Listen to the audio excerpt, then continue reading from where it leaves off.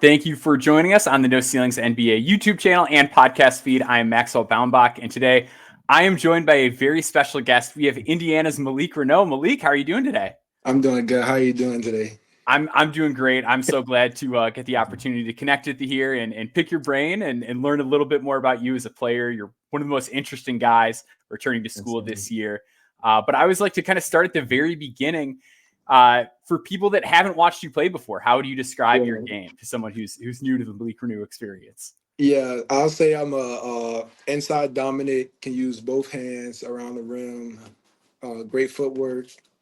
I think I have great footwork around the rim too. Can post up well, and then also space the floor out when needed.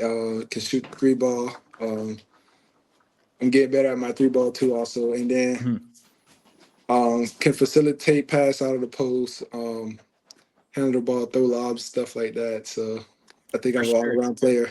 Yeah, and that's a big part of what makes you such an interesting prospect to me is, like you mentioned, like there's a lot of different facets to your game, and we're going to kind of get into that later. But I always like to just ask, what got you into basketball growing up? Yeah, so growing up, my mom got me into a lot of sports. You know, I was playing soccer, baseball. I was really into baseball a lot. Basketball was just always there. So like, you know, my mom played basketball. My dad, he hooped when where he was from. So it was always there. And then I got an opportunity like third grade where some guy came into the gym and offered me to play on a little AAU team, and then it just started going from there. So I was playing basketball, you know, every weekend, third grade, fourth grade, all through until high school. And then I was just playing on this little AAU team, and then I got the opportunity to play with Night Riders later on, you know, and took full advantage of that. So yeah, that's how I started playing basketball and stuff like that. As cool as it is, like when guys come to basketball late, I think it's always kind of special when a guy got into it that young. You know what I mean? From the time you're in third grade, just putting in the work every weekend. Not a lot of kids in third grade ready to make that commitment. That's always, I always mean, really cool it to was see. definitely a great opportunity to start real early with the AAU, just to see how that experience was. But you know, I didn't really get that real true exposure until I got to like eighth grade, ninth grade, and then you know it just sparked up from there.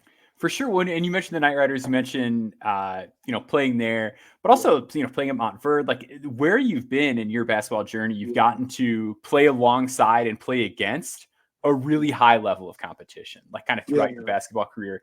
How did that sort of help you out at the youth level where it's kind of like dog eat dog, you're playing the best dudes all the time and you're under the tutelage of some great coaches as well? Yeah, sorry. Oh, you're good. No, but I'm super blessed about the opportunities I was able to get growing up. You know, especially the Mount Vernon, because that was a great experience. You know, just being there every single day with top guys, top 25 guys. I mean, one year you had Jalen Duran on the team with Kayla Houston, so it was a lot of good guys that's in the league and stuff like that. So, you know, playing against them every single day is like you got to bring your A game every single day, practices, games. So you know that they see that you could play and then they trust in you to play. And then you know when I got my opportunity senior year to be able to play a good amount of minutes for their team, you know I took full advantage and we won.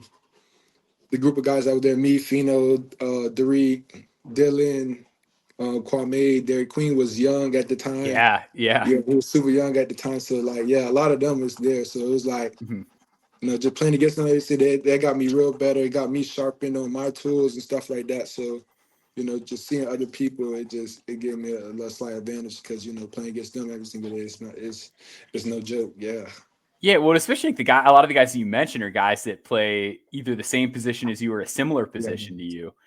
So it's just, like you said, every single day in practice, those matchups that you're dogs getting. every single day. So you gotta really lock in every practice and go at your all. So I'd imagine that there's sort of a give and take with that, right? Like when you're going up against guys that good every day, it can bring you down to earth and humble you a little bit. But then conversely, like you're getting a lot of buzz, you get status, you get invited to the Jordan Brand Classic. When you're playing that well, you're a 5-star prospect, you got invited to be in the Jordan Brand Classic. that's a lot of pressure on Yeah. a young man. And a lot of times guys can kind of fold under it. How have you been able to earn those accolades and kind of keep going and keep getting better and keep developing your game? Because even from your freshman year at Indiana to now, you've, continued to add wrinkles to your game. So how did you kind of go through that process, and what advice would you give to other young players in that circumstance? Yeah, I mean, when you start to get that buzz, you always looking at that type of stuff where you're looking at the rankings and stuff. Don't get me wrong, you're gonna always look at that stuff, but I mean, you just gotta like find a way to move that out the way, and also, I'm sorry. Oh, you're good. Yeah, I got dog too. But you gotta also like find a way to like be in the like not say be in the gym, but move that's not a distraction. You can't let that be a distraction at all. So like you're always working every single day, lifting, getting in the gym, all that stuff. So you always got to put in the work for those accolades. So you just got to constantly be in the gym, working on your craft, and then never letting that affect you, because when you put in the work, you're gonna see all those results. And then also with the change in the environment with Indiana, because from year to year it's been different. So the first year, I just think like the first year really helped me just understand, because I was back up to Tracy Jackson Davis, so it helped me understand a lot about the college game. And then that second year, I was able to because I had not only Trace but Race Thompson too, because he was Yes, old and very he was skillful too. good. So Yeah. I had two good bigs that were played in the college level, and then watching them every single day, and then also getting in the games too, and being able to do my little thing too here and there. So that was also pretty good. So that gave me a year to just to work and to develop and understand the college game. And then the second year, I really had a good jump, and I was able to showcase a lot of my skills. And then this year is where I want to make another jump. So For sure. yeah, so it's gonna be super fun. Absolutely. We're going to take a quick break, and we're going to be back talking a little bit more about that jump from year one to year two. Stick with us. Yes.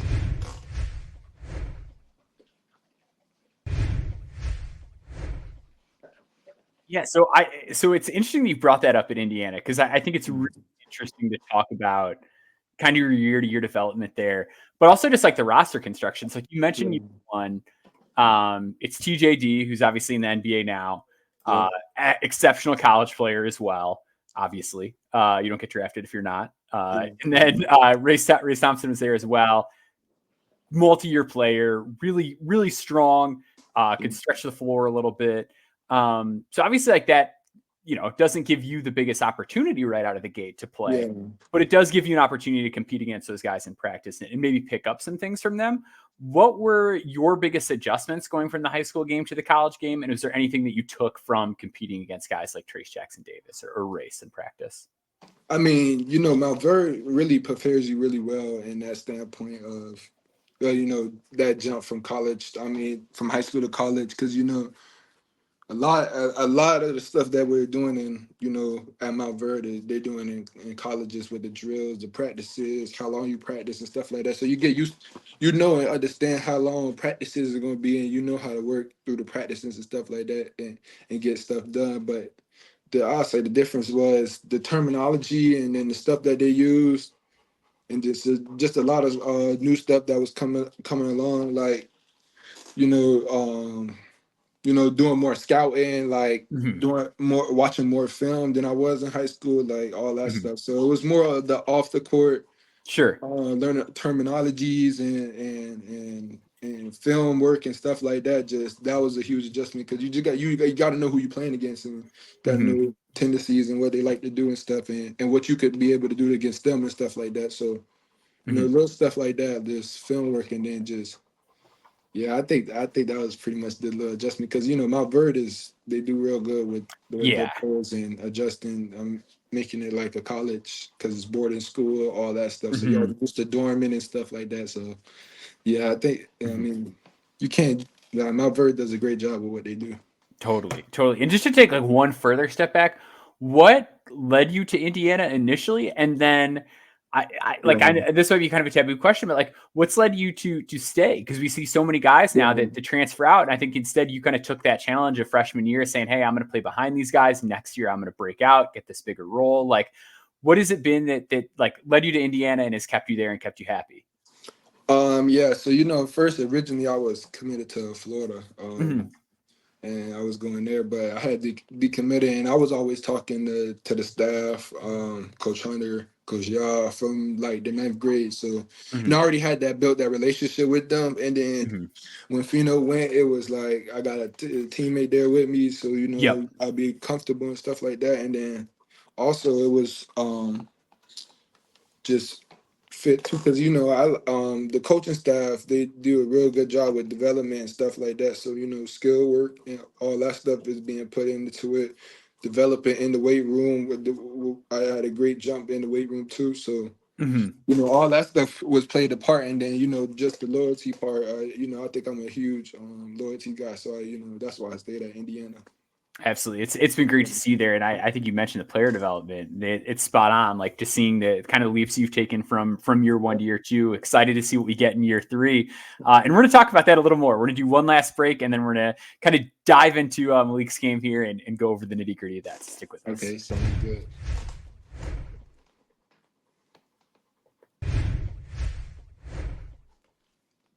So the first time I ever saw you play basketball, the two things that stuck out were A, just how physical you were, and B, how skilled you were for a dude that was that physical. Usually it's a give and take. It's more one or the other. But let's start with the physicality. Like, how did you develop to use your body so well on both ends of the floor? And how do you use that strength to make advantages and put guys in uncomfortable situations on both sides of the court? I honestly don't know. They always tell you to play tough and play strong on the court. So that physical stuff it comes natural. So especially with my size, and you don't want to be. That's one of my advantages, using my size and stuff like that. So just little stuff like that. And then with the skill part, just being in the gym and just working on your game every single day, just being able to do everything on the court. But I know I started early with the hand work, so I was comfortable being able to use both hands before I started going out. So the hooks and stuff like that, just Yeah. going in small first, and then expanding out, and then that's really how I got good around the basket with the touch and stuff like that, and then incorporating the footwork along with it, and then Yeah. using the size and stuff like that. So things Yeah. like that.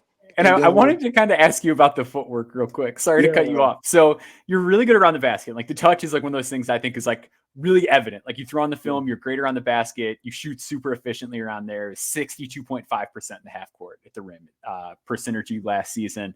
But it's like the footwork that always really popped off to me, yeah, where it's like it's a blend of like modern face up, like yeah. attacking, and then some old school post footwork. Like, was that modeled after anything, or is that something where it's just I like you're kind of mean, coordinated through your feet and you take what's there? yeah. I mean, so you watch a lot of people. You just like Julius Randle is good with the face-up game and stuff like that, and it's like Zach Randolph. He's Mm-hmm. bigger in size, but he knows how to use his body and the footwork, and knows how to move and stuff like that. So watching like people like that, and then just incorporating it in the skill work that you do, Mm-hmm. and making moves, pump fakes, and doing it at game speed and all that stuff. That really helps. So when you get into the game, you're more comfortable. You know how to pivot around people, and be crafty with your moves and stuff like that.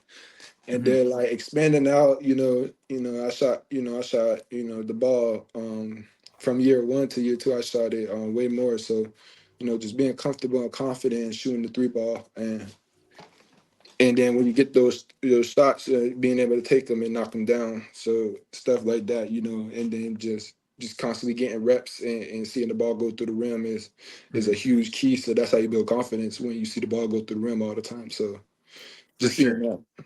Yeah. So, and let's talk about like your ball handling and passing a little bit too, because like Mm. you're a pretty high assist guy for a guy who's 6'9". Like you had a 20.4 assist rate. For my fellow calculator nerds out there, Yeah. you can really pass the ball. Did you like get like where did that come from with you? Because like you played at Montverde, it's Um. like you're always on a talented team, so it's not like you're playing the Yeah. point guard per se, but like how did you kind of get to a point where you could be a guy that a team can throw the ball to, whether that's at the elbow, at the nail, or even on the block, and like create a little bit something for other people too. Yeah, I mean, just watching the game, just being able to pick out stuff that you see and then incorporating into your game and stuff like that. I think that's what I take a lot when you're watching film and stuff. You see stuff, a lot of stuff, and it slows down and you can see stuff. Mm-hmm. And I think that's a huge reason why I'm able and confident to make certain passes on the court. Yeah. Mm-hmm. And did you feel like that came along even more in year two as well? Like it was something that I think was there for you in high school, but like you cut your Yeah. turnovers a little bit this past year. You were making more positive plays. Like was that also just kind of film, or was that also the game sort of slowing down for you a little bit as you? The game slowing down. Also, I mean that year one really I seen a lot, especially from Trace and the way he slowed down when double teams came at him and stuff like that. Mm-hmm. Just seeing how he played and then just talking to him about that type of stuff too. We had conversations about double teams and stuff like that all the time. So just being able to watch it and to get advice from older guys that's For been sure. doing it, Yeah. that really helps too. Absolutely. Absolutely. And then yeah, let's talk about the jump shot a little bit, because year one, you were like not a shooter. Like coming into the season, you were just not a guy that really took threes. You took 8 Yeah. the whole season. Last year, you were taking, I believe, over 1 a game last year. So yeah, so you got that up. You shot 33%, 33.3% from deep last year. How are you feeling about your jump shot as you kind of continue to expand out your range? I'm super confident in my jump shot right now. You know, I've been putting in a lot of reps throughout the whole summer. You know, Mm-hmm. constant shooting. You know, just constantly getting reps in and reps, working out, catch and shoot, all those type of stuff, coming off screens and shooting, and Mm-hmm. just all those stuff that you'll do to get your shot up. Absolutely. Yeah. It's So, really cool to see. It's been one of my favorite kind of improving elements of your game over the last year or so, just because I think with what you can do as a ball handler and a passer, just adding that shot can do so much for you offensively that it's been yes, sir. really cool to kind of see. I want to talk about the defensive side of the ball. But before we get to that, I just want to talk about your rebounding a little bit. So this is something that I thought was interesting too, with kind of the different team contexts you played on. You've always been good on the glass, and then like your role changed a little bit last year, where it was like playing more alongside Khalil Ware, less minutes, I guess, as a traditional like 5 almost, and more as like a full-time 4. What's your mentality on the glass, and how have you been able to succeed at that as a college player? Yeah, I definitely also have changed my mindset on rebounding because I think, Mm-hmm. you know, I've been dwelling on that part. But yeah, I mean, I also, you know, that's definitely been an emphasis in my game. Just rebounding more. I think I don't rebound as much. So, you know, Mm-hmm. just rebounding more and helping my team out on that aspect. But yeah, just getting good positioning and attacking the ball. That's really it. You got to locate the ball off the rim and go attack it. That's really all it is to rebounding, and then you just got to be able to emphasize that in your mindset and your brain and make the effort to go do it. So that's really the Mm-hmm. mindset that you got to have when you rebounding, and then Absolutely. just not letting the other person get the ball. You got to want the ball more than them. So Mm-hmm. yeah, and that's definitely my mindset this year coming in, just emphasizing rebounding more, helping my team out on the glass. Because having Khalil was a good thing, but you know you also got to help your other guys out. It's not only just one guy. Mm-hmm. So that's what definitely been emphasized to me, and then just emphasize it to myself too. So yeah. Totally. And defensively, I think you're, every bit as versed on that end of the floor as well. Can you just talk about your versatility on defense as well, and then how your approach kind of changes based on who's in front of you? Because you can Yeah, kind of guard a wide variety of guys. yeah. I mean, I struggled on the fouler aspect, but I Mm-hmm. think I could really move my feet and defend people. I think if I get rid of the ticky tacky fouls and Sure. just show I'm able and capable of making those sitting down and guarding those little guys and also being able to guard the post.